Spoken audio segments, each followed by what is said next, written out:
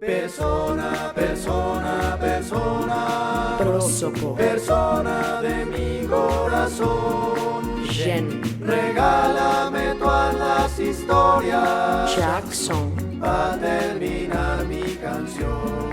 Viecti. Persona, Akinsaso. persona. Hominem. Hashtag persona.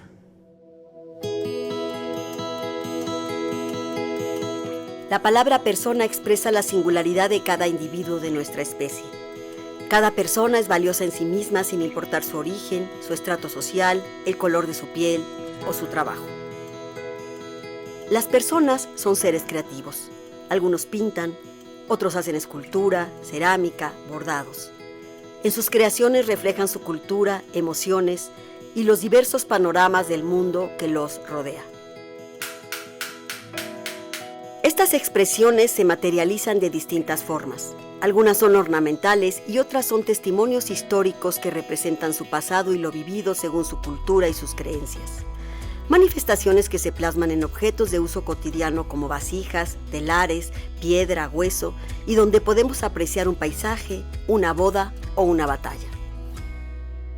Sin embargo, ocasionalmente estas expresiones han sido menospreciadas, pues sus creadores son artistas cuyo origen, formación y cultura se considera menos valiosa dentro del mundo del arte y para la sociedad en general, descalificando a los artistas por las culturas que representan.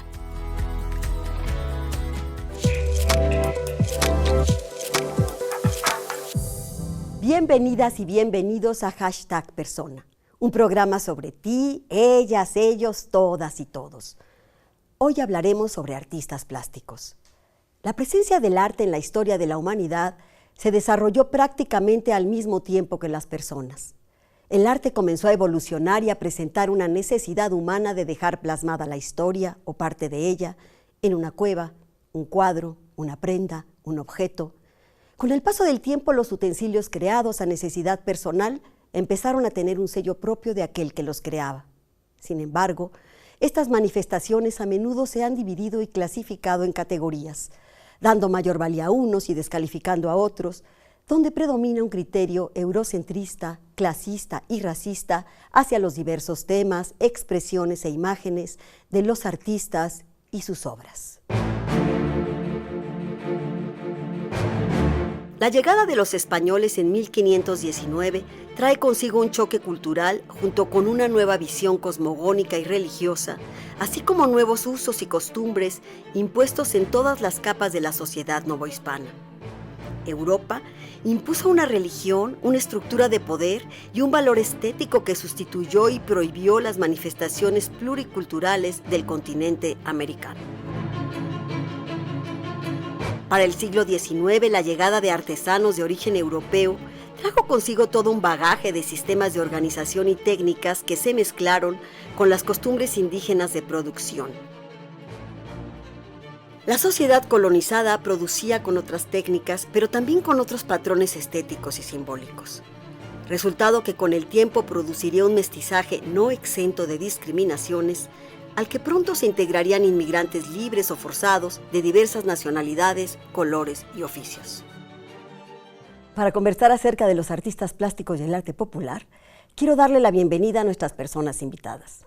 Hoy nos acompañan Octavio Murillo, director de acervos del Instituto Nacional de los Pueblos Indígenas, INPI, Irene Gómez, directora comercial del Fondo Nacional para el Fomento de las Artesanías, FONART, y José Manuel Ruiz, artista plástico y miniaturista especializado en hueso. Y bueno, José Manuel, empiezo contigo. ¿Cómo es que te involucras en la talla del hueso? Hola, ¿qué tal, María? Hola. Primero, pues agradecerles la invitación. Y bueno, yo me involucro desde muy pequeño, pues no sé, como a la edad de 5 o 6 años, porque mi padre, pues bueno, fue considerado el ícono de la talla en hueso en México. Él lo empezó a trabajar como en los años 60, 70. Y bueno, pues dentro del núcleo familiar, pues yo estaba ahí involucrado porque pues me llegaba el olor al cocimiento de hueso, ¿no? Como veía a mi padre que lo cortaba, como un zumbidito que se escuchaba en las mañanas, ¿no? De un motor. Ya fue un poco más grande, cuando pues, ya tenía como un poquito más de uso de razón, ver qué es lo que hacía mi padre, ¿no? Entonces, subirme, él tenía un pequeño tronquito donde descansaba un pie, porque con el otro estaba pisando esta máquina de motor, y me tomo de su banco como un tipo respirador. Cuando me asomo, pues veo un diablo y una calaca catrina, ¿no? O sea, Entonces, era lo que estaba haciendo en ese momento. Sí, exactamente, y pues ver un material pues raro para mí, ¿no? Que decía, como un hueso, ¿no? ¿Por qué surgió esta idea? Pues quedarme pasmado, fascinado con el trabajo de mi papá, ver esos detalles, cómo iba saliendo un rostro, ¿no? Este trabajo de hueso que él, perdón, te interrumpo porque sí es importante, ¿dónde empieza él a involucrarse con el hueso para volverlo arte? Fue casi por cuestiones también de mi mamá. Mi papá trabajaba antes la madera, él trabajaba para la industria del plástico. Por eso también esa fascinación de hacer figuras. Porque a mi papá le llegaban personas que le decían, a ver, maestro, hágame el carrito, un caballito, una sonaja, X cosa. Mi padre lo confeccionaba en madera y después ya lo llevaban a la industria del plástico inflado. Y mi padre ahí conoció, porque él trabaja con gurbias, formones, y en esa fábrica mi papá conoció este motor que había llegado de Alemania. Pero ese motor lo ocupaban para quitar la rebaba del plástico. Has de recordar que en ese tiempo pues el plástico era muy duro, ¿no? de los juguetes.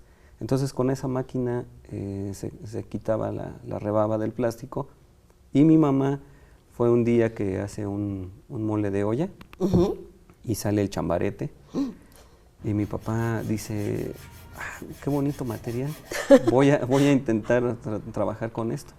Entonces, escondida se lleva unos pedazos de hueso, y con esta máquina se pone a trabajar. Y pues lo cacha, ¿no? A mi papá, y le dice, el dueño dice, oye Roberto, dice, qué bonito trabajo. Dice, ¿crees que las piezas que tú nos haces en grande las podrías hacer más pequeñas? Y entonces lo intenta. Te voy a interrumpir, y justamente yo digo que aquí empieza el trabajo del artista, ¿no? Cómo expresar en un material como el hueso del chambarete, que me parece genial. Así es. Octavio, yo te quiero preguntar, ¿qué puedes decirnos sobre las artes plásticas, el arte popular y la artesanía, y cómo se diferencian unas de otras? Hay este tema muy llamado de que esto no es arte, esto es artesanía, ¿no? Claro que sí, María Antonia. Este conjunto de términos y otros que no has mencionado tienen una raíz histórica. Tienen una raíz colonial, profundamente racista, arraigada en cánones europeos. Es decir, la propia palabra de arte viene de una evolución sobre un concepto técnico que tenían los griegos, luego los romanos, y esto pasa vía Europa. Y en la colonia, pues todas las artes que se producían aquí en la región mesoamericana, pues fueron absolutamente minimizadas, ¿no? Durante la colonia tienen lugar las expresiones artísticas, si es que les podemos llamar así, porque en realidad el concepto de arte evoluciona hasta el siglo XVIII. Okay. En Francia, con el concepto de las academias, ¿no? De las academias de arte, la figura emergente en el siglo XVIII del artista, la fundación en México de la Academia de San Carlos, por supuesto la institucionalización del museo, que es la institución que va a validar qué es arte y qué no es arte. El arte se vuelve un asunto de élite, un asunto de un manejo europeo de técnicas que son extranjeras en México, y la artesanía pues se vuelve esa cosa de indios, como se llamaba en ese momento. Sin embargo, estas producciones, o sea, todos estos términos más bien de los que me estás preguntando, pues realmente nunca les fueron preguntados a los pueblos indígenas, ¿no? O sea, nunca les fueron preguntados, ¿no? Y el propio concepto de arte popular, creado muy tardíamente, es decir, hasta los años 20 del siglo XX, ¿no? no fue un concepto que incorporara estas visiones de los pueblos indígenas, sino Yo más te bien... voy a interrumpir precisamente porque quiero invitar a Irene a que nos diga qué puede decirnos sobre esta diversidad de artesanas y artesanos en nuestro país. O sea, ya vimos que hay un contexto histórico. ¿Qué tipo de artesanos hay? ¿Cuántos hay? Todo lo que proponen. Gracias, María Antonia. Bueno, la diversidad es grande, muy grande, de norte a sur, centro, las técnicas que podemos encontrar en este país, de verdad es impresionante. Si tomamos una parte, los textiles, si nos vamos a los textiles, podemos hablar textiles, tejidos en telar de cintura, brocados con tintes naturales, tejidos en telar de pedal, bordados. Dentro de los bordados también hay una gran diversidad, tienen que ver con las zonas, con las regiones, con los pueblos culturales también, esta mezcla que embarga o que encierra el arte popular, como ahora le llamamos, o estas obras de arte, es impresionante. Si nos vamos... Ahora, yo te pregunto, ¿perdura todavía estas formas originales de trabajar? ¿Queda todavía esta cosa tradicional de los materiales que originalmente se usaban, los tiempos que llevaba a hacer cada cosa? Sí, todavía sigue existiendo. No es, digamos, que el 100% en todos lados que se elabore de esa manera, pero aún sigue conservándose el telar de cintura, que es desde la época prehispánica, se sigue conservando el algodón, se sigue tiñendo, se sigue yendo al monte a conseguir los tintes. Los tintes en naturales, cuestiones, ¿no? de barro sigue habiendo los engobes, estos colores con las tierras todavía siguen vigente, el quemar a cielo abierto, que se conoce como baja temperatura, sigue todavía. Claro, hay una mezcla, hay una adopción de lo contemporáneo o de lo que actualmente se ve, porque también tiene que ver con temas comerciales, por supuesto. Hay comunidades donde todavía conservan los rituales para poder ir a cortar la palma, para ir a cortar el tinte, si tiñe mujer, si tiñe hombre, si alguien se acerca y ya se cortó, o sea, todo es cuestión también de tiempos, rituales, cosa que no se ve, y eso también es parte de esa creatividad y de ese conocimiento. O sea, se mezclan muchos saberes en la cuestión del arte popular o de las artesanías, ¿no? En la técnica también tiene que ver la química, también tiene que ver las matemáticas. Bueno, pues, te voy a tener que interrumpir porque nos tenemos que ir a una breve pausa, pero estamos hablando de artistas plásticos y arte popular. Regresamos. #persona.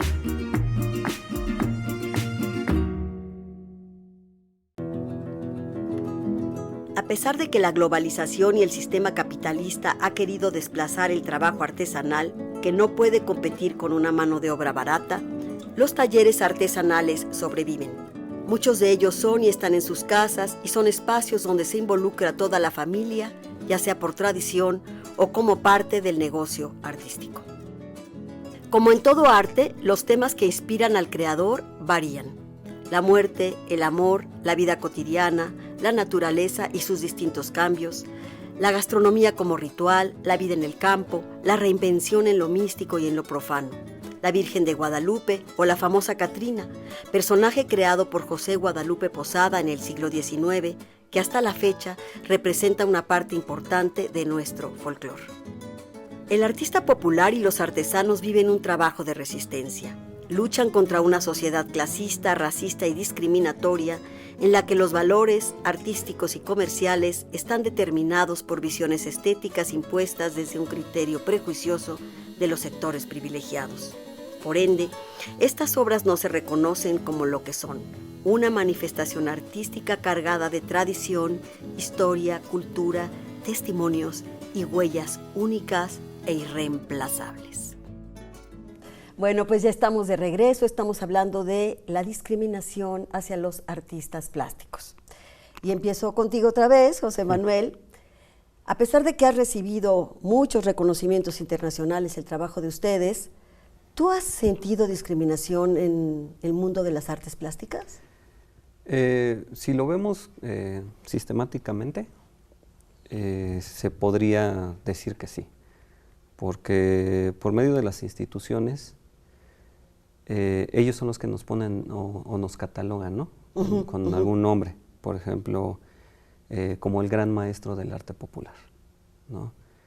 Pero cuando yo pertenezco ya a esta élite o a esta postura, ¿no?, de gran maestro popular, me quiero yo integrar a la artesanía mal llamada, pues yo ya no quepo ahí.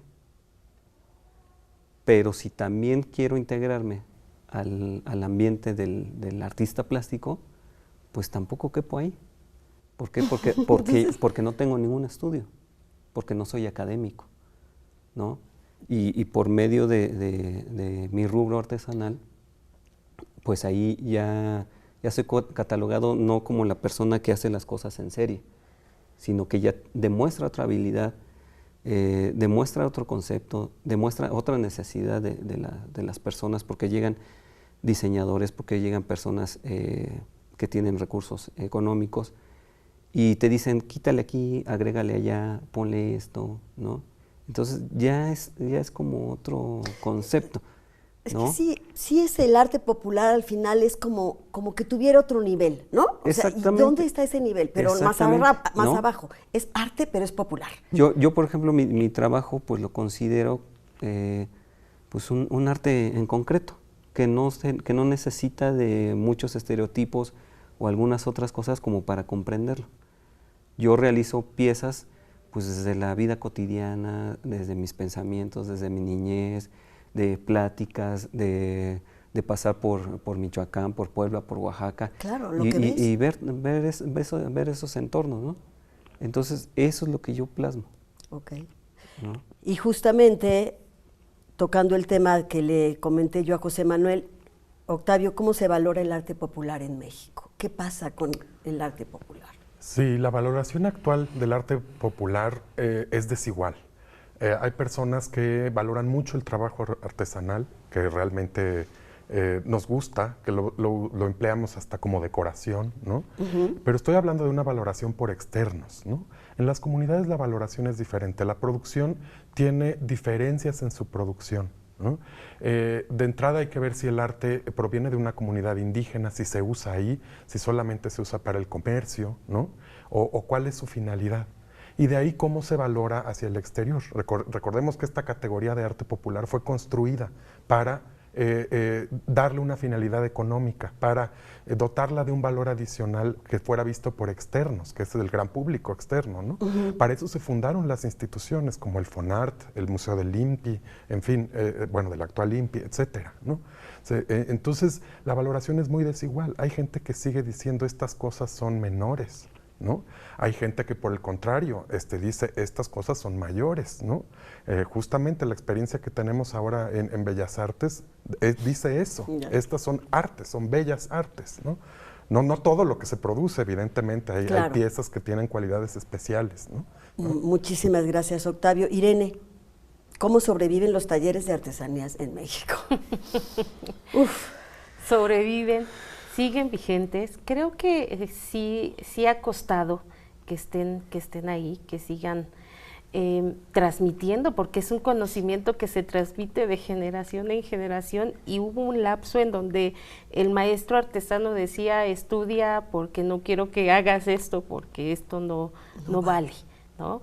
Entonces, pese a eso, sigue vigente, o sea, la cultura sigue vigente, porque justo retomando lo que comentaba Octavio, si vamos a hablar de una producción artesanal de su origen, si es de comunidad indígena, si es de un pueblo, pues está transmitiendo parte de su conocimiento, que sigue ahí, que sigue vivo, y que se va años y se va transmitiendo, ¿no? Y que va en esa transmisión habiendo algo nuevo para estar vigente.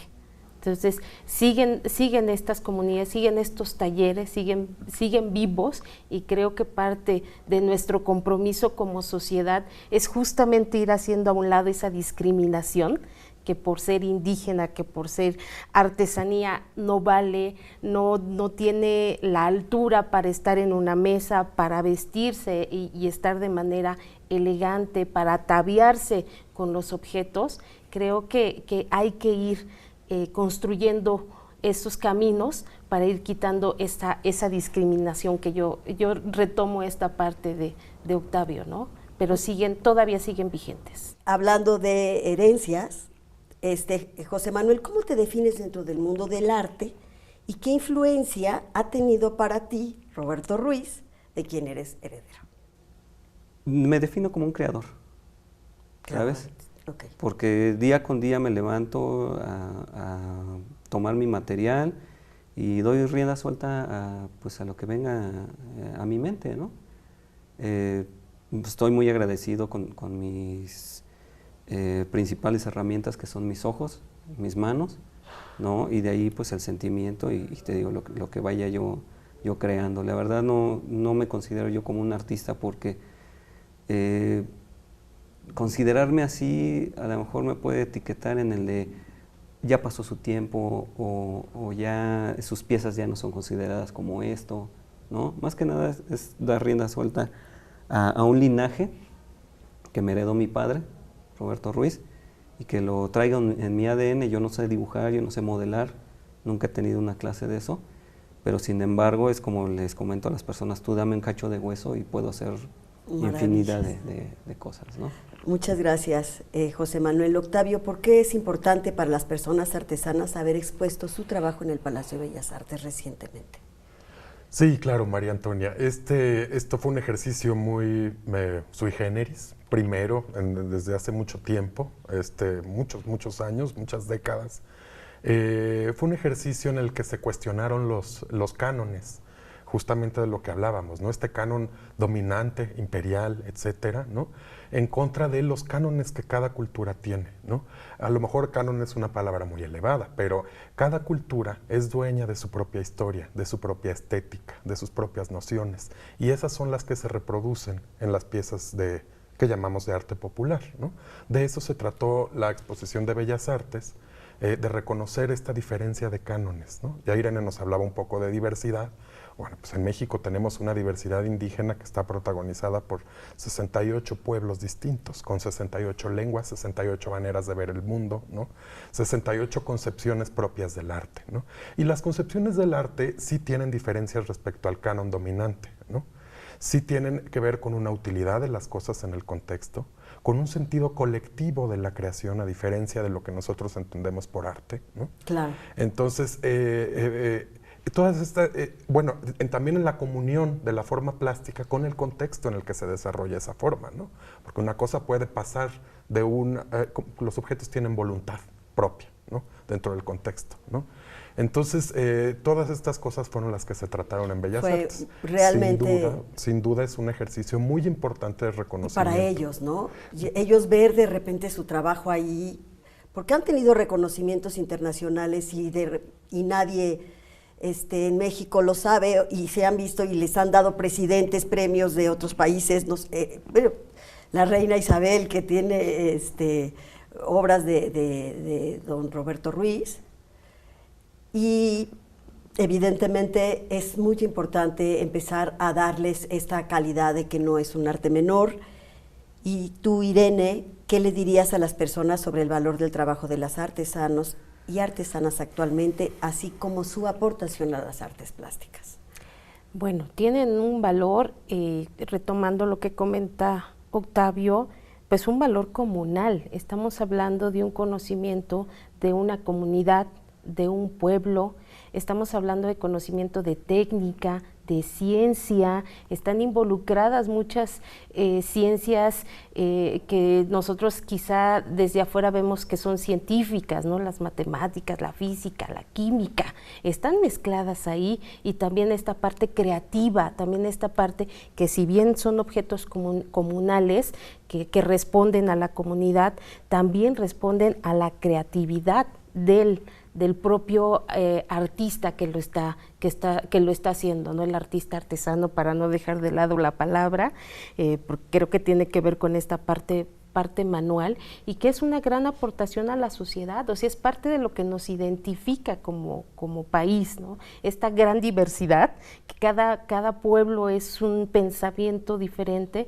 pero que al mismo tiempo nos une como una sociedad mexicana. Y en la medida que nosotros reconozcamos y veamos que eso es parte de nosotros, vamos a poderles dar ese valor y ese reconocimiento como lo que son, como son artistas, creadores. Muchísimas gracias, Irene. Bueno, pues ha llegado el momento de despedirnos. Octavio, muchas gracias. Irene, nuevamente gracias. José Manuel. Y al público que nos ha acompañado en próximas emisiones, seguiremos hablando de estos seres únicos e irrepetibles que son las personas. Hasta la próxima. Persona, persona, persona. Prósopo. Persona de mi corazón. Jen. Regálame todas las historias Jackson. para terminar mi canción. Vyakti. Persona, Akinsaso. persona. Ominem. #persona.